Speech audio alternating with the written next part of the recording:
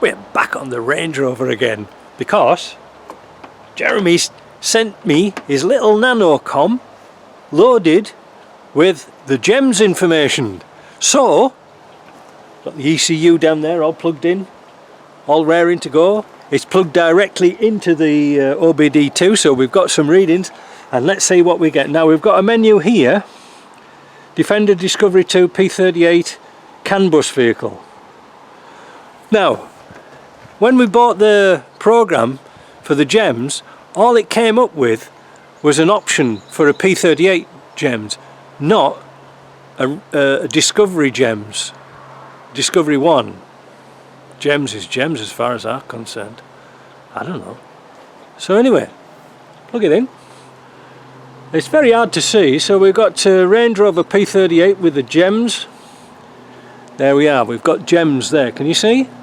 Click on GEMS. Click on GEMS.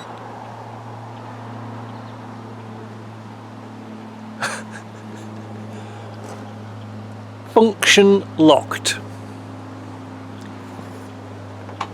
We've already been through this before. Before I'd filmed this, but that's its problem. I think I've got to get into contact with Nanocom and find out why. I thought a GEMS was a GEMS. I didn't know there was a different one, but it can't even read the VIN number. I don't know what's going on. Jesus, if I didn't have bad luck, I wouldn't have any luck at all. So we're stuck. So anyway, we're going to try and get in contact with Nanocom and find out why this GEMS won't work on this ECU.